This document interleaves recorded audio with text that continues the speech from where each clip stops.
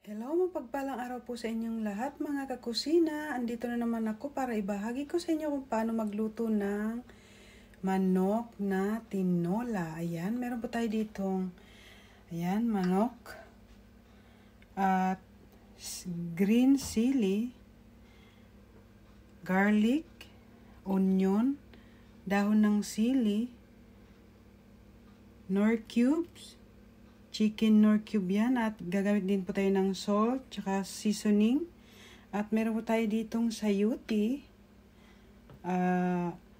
patis, paminta, luya, at gagamit po tayo dito ng fresh harvest na tanglad. Ito po yun siya guys. So ayan guys, samahan nyo ako kung paano ko po ito lulutuin.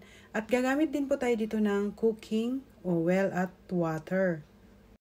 So ayan mga kusina, maglalagay na po tayo ng cooking oil. Ayan, kaunti lang po mga kaibigan. So ayan, painitin lang po natin ng ilang sandali itong ating oil. So ayan guys, pag mainit na po yung oil, ilagay na po natin tong garlic. Ayan.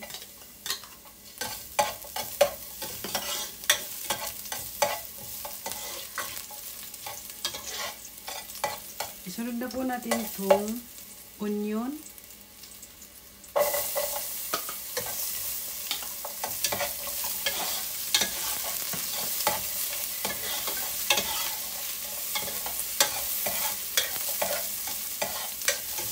At isunod na po natin itong luya. Ayan.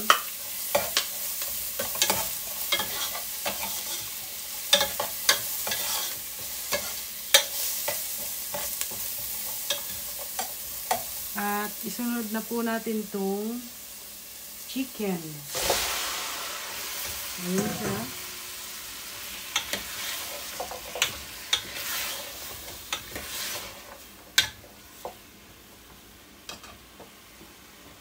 Dagdagan ko ng chicken dahil kulang yan. Ayan. So, mag-agawan yung aking mga anakis. Ayan. Alam niyo naman guys, malamig na ngayong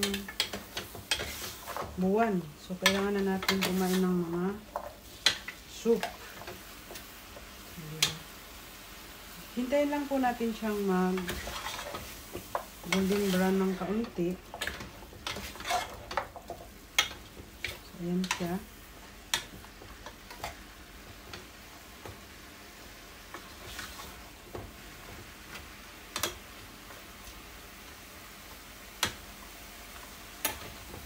Ang bango ng luya.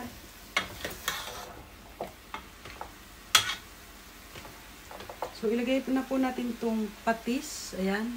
Lagay tayo ng patis. Ayan.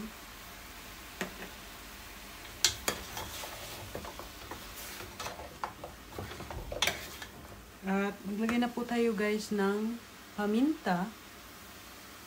Ayan, paminta. At yung asin at kaunting seasoning, lagay na natin. So, ayan siya guys.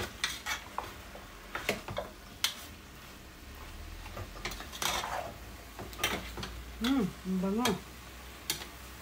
So, maglalagay na po tayo dito guys ng water. Lalagay po tayo dito ng water guys.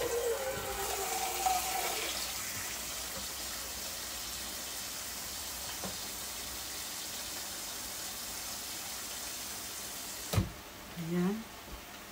Maglagay tayo dito ng water para lumambot ang ating chicken. Pakulan po natin siya dito ng mga 15 to 20 minutes para lumambot ang ating chicken. Habang pinalalambot po natin, lagay na natin itong chicken nor cubes. At itong tanglad. Ayan. para mabango ang ating tinola. So, ayan. Mamaya, magdadagdag po tayo dito ng water pa, guys, para mayroon po talaga siyang sabaw. So, ang gagawin po natin, guys, ay takpan muna natin siya. Ayan, takpan muna natin siya. At para maluto ang chicken. So, ayan, guys. Tingnan natin. Wow! Ang bango-bango ng ating tinola. Ayan niyo siya, guys. Napakabango. So, ganyan, nakakabango itong, itong tanglad, tsaka yung luya. Wow! Ayan. So, ilagay na natin itong sayote. Itong sayote, oh. Diba? Ito yan. Ito yan, oh. Ayan ang sayote. Ayan ang sayote, guys. So, ayan. So, ilagay na natin dito. Wow! So, hintayin lang nating maluto ang sayote. Saka natin ilalagay yung green chili at yung dahon ng sili. So, takpan natin ulit, mga kakusina. Ayan. Napaka-yummy itong ating tinola.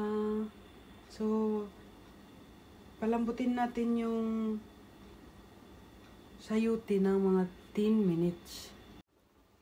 Tingnan natin. So, ayan, habang pinalalambot natin ang sayote, tanggalin natin itong lumulutang-lutang na ito. Tanggalin natin to, guys. Ito yung para siyang bula-bula ng sabaw. Ayan siya, oh. So, kailangan itapon natin to.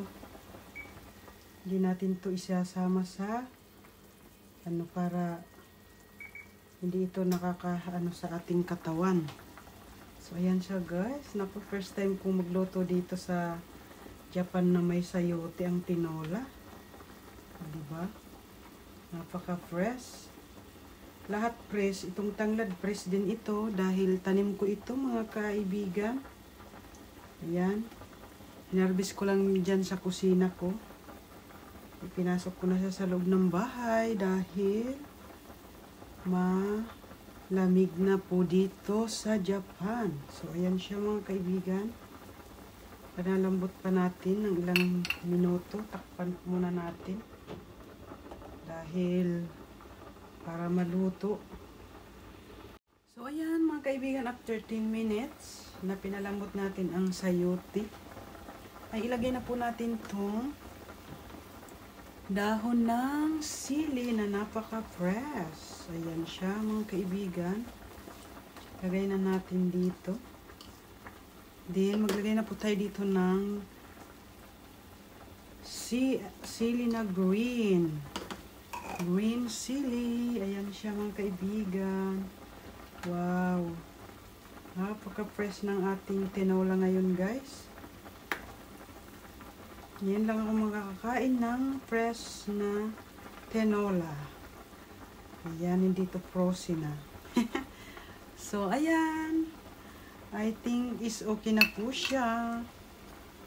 So, ayan siya, mga kaibigan. Tayo ay maglalagay na dito. Bango-bango ng ating tinola. Wow.